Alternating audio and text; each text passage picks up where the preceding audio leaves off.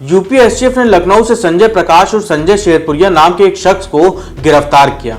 संजय प्रकाश राय पर ठगी का आरोप है कि ये दिग्गज नेताओं से कनेक्शन रखता है और उसी के बलबूते पर जालसाजी को अंजाम देता है। इस शख्स ने बीजेपी के कई नेताओं के साथ फोटो खिंचवाई।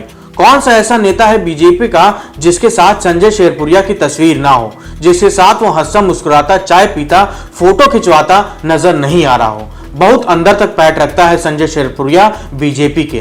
संजय शेरपुरिया मामले में एक एक करके कई बातें अब सामने आ रही हैं। पहली तो ये भी कि किस तरह से ठगी करता रहा और पीएमओ के नाम पर यह ठगी होती रही। ये दूसरा मामला है। इससे पहले गुजरात का किरण पटेल भी पीएमओ के नाम पर ठगी करता रहा, सुरक्षा ले ली और कश्मीर में मौज मस्ती करता रहा। अब यह दूसरा मामला है संजय शेरपुरिया का, जो बीजेपी से जुड़ा हुआ है, बीजेपी के नेताओं से जुड़ा हुआ है और पीएमओ के नाम पर अपने वाईफाई का नाम रखकर यह बताता है कि पीएमओ के लिए वो काम करता है।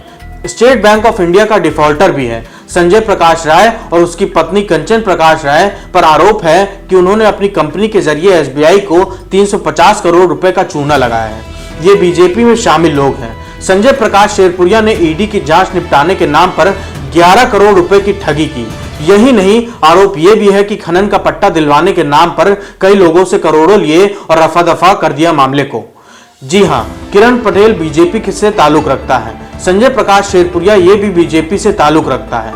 नमस्कार, मैं अभयराज आपका हुनरबाज पत्रकार में स्वागत करता हूं। ये महज इत्तेफाक ही कहेंगे कि बीजेपी से जुड़े हुए कई नाम अब ठगी के मामले में भी सामने आ रहे हैं। संजय प्रकाश यानी संजय शेरपुरिया बीजेपी के हर बड़े नेता से पकड़ बनाकर रखता था। वो दिल्ली के कई दिग्गज नेताओं से, कई हाई प्रोफाइल महिलाओं से मुलाकात करता था। दिग्गज नेताओं की तस्वीरें उसके और सरकार में पकड़ को बनाने के लिए किस तरह से बताने के लिए काफी है, ये आपके सामने है। पीएम मोदी से लेकर उत्तर प्रदेश के डिप्टी सीएम केशव प्रसाद मौर्य, केंद्रीय मंत्री अनुराग ठाकुर, आरएसएस चीफ मोहन भागवत समेत बीजेपी का कौन सा ऐसा प्रभावशाली नेता नहीं है जिसके साथ संजय राय की तस्वीर ना हो। हंसा मुस्कुराता नजर आता हो, इनाम लेता नजर आता हो, ट्रॉफी लेता हुआ नजर नहीं आता। इस शख्स की पहुंच का अंदाजा इस बात से लगाइए कि ये इस शख्स ने 2019 के लोकसभा चुनाव से पहले मनोज सिन्हा, जी हां, जो मौजूदा टाइम में जम्मू कश्मीर के उपराज्यपाल हैं, उनको 25 लाख रुपए का उधार दिए थे। मनोज सिन्हा ने अपने चुनावी हलफनामे में इसे असुरक्षित लोन बताया था।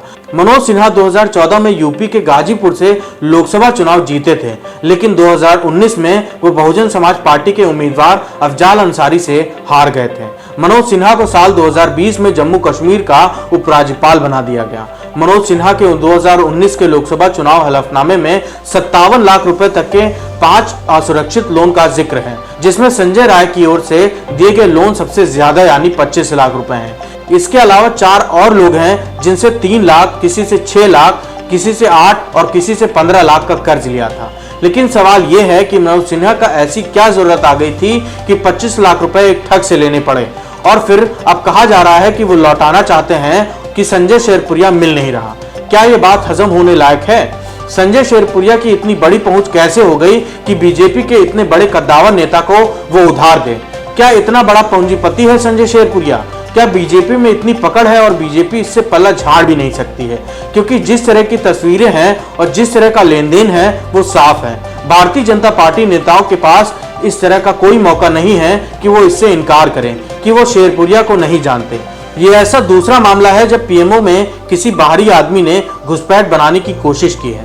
इससे पहले जम्मू कश्मीर में गुजरात के किरण पटेल को पकड़ा था, जो खुद को पीएमओ से जुड़ा एक आईपीएस अफसर बताता था, लेकिन वो मामला दब गया। अब संजय शेरपुरिया है और इसमें नए नए खुलासे रोज हो रहे हैं। किस तरह से ठगी हो रही है और ठगी के साथ किस तरह से बीजेपी के नेताओं से ताल्लुकात हैं। पैसों का लेन देन है, उधार दिया जा रहा है और उधर लौटाने के लिए बीजेपी नेता इसे ढूंढ रहे हैं, वो मिल नहीं रहा है। ऐसे में क्या ये इत्तेफाक होगा कि किरण पटेल हो या संजय शेरपुरिया, दोनों ही ठग हैं, दोनों ही पीएमओ से अपना ताल्लुक बताते हैं, दोनों का कश्मीर से भी कनेक्शन हो जाता है और दोनों को ही बीजेपी नेता ढूंढने की कोशिश करते हैं पर मिलते नहीं हैं, और दोनों ही बीजेपी में शामिल हैं। बड़े बड़े नेताओं के साथ दोनों की ही तस्वीरें हैं।